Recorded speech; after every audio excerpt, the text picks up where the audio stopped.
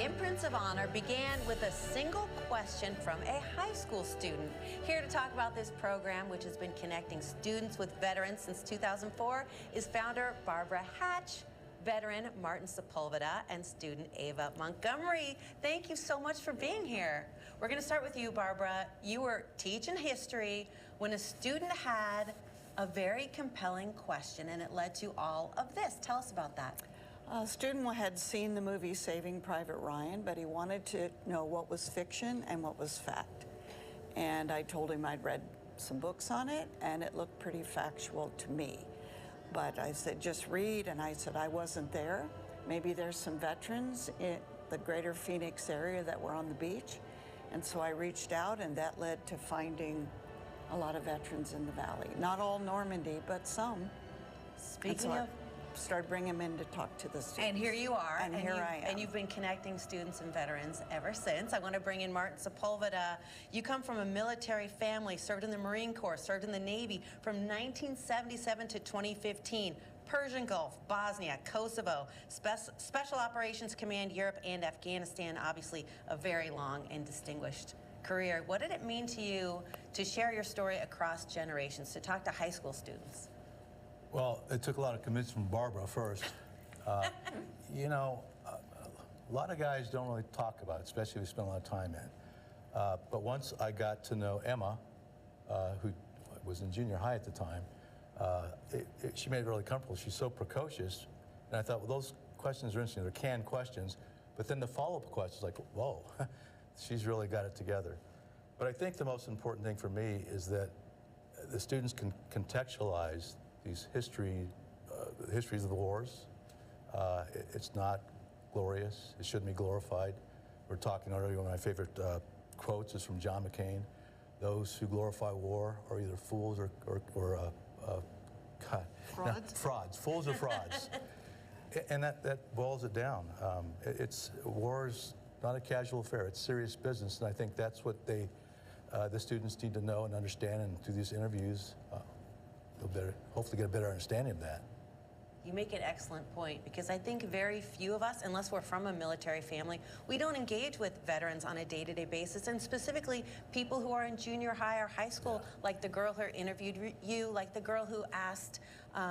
was a boy, actually. A boy who asked Mrs. Hatch a question about Spielberg, and a lot of what we know about war and about veterans, we learned from movies. So I think that was a very astute question. Is that real? You are a student, and what has it meant to you to be associated with this program, Ava? The first veteran I interviewed was my grandfather in 8th grade. He had never told his story to anyone, so not even my grandma knew. And we sat down with my 8th grade teacher, my 8th grade history teacher, and we probably spoke for 3 hours. And it was the first time he had talked to anyone, and it was the first time I felt like I really connected with him. And so then we shared this this very real bond. It's been really special, and now I've gone on to interview people who I don't know. Tim Stringham, who's running for office. I've interviewed a lot of coworkers of my dad's, some uncles, family members. It's been an amazing experience, both to get to know people who maybe I never would have crossed paths with before, and then also family members. It sounds like you were definitely able to have a real connection. Even though this is somebody you knew who was a relative, it was a different kind of thing. Did you feel like it did something for him to reveal things that might have been private? I think so. I think for the first time he felt like he was recognized and honored. I hope that's how he felt. He definitely expressed a lot of emotions that maybe he wouldn't normally. He was very emotional when we did the parade, and it was just nice to see that for the first time he felt like he was seen. Was that what the experience was like for you? No. You know, I was in for a long time.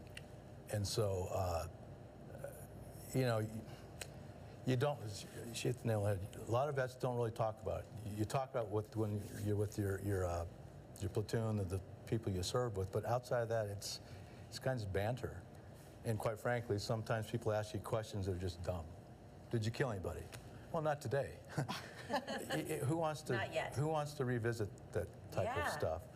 But again, my takeaway really, and it was just delightful, is that there is an interest. Thanks to Barbara, the program is growing. And again, I can't overemphasize, war isn't casual. It's not a casual affair. It's serious business. And the movies are great, right? They have some very good movies, but the soundtracks are phenomenal. Guess what? When you're being shot at, you don't hear any music. You hear a lot of breathing, a lot of cussing, a lot of stuff, right? And so that's the real part. And I think connecting with vets outside of a movie theater, I think that brings more seriousness to the whole is war. Thank you so much. That was so beautifully said. Thank you, Barbara, for starting this program. And Ava, thanks for all you're doing.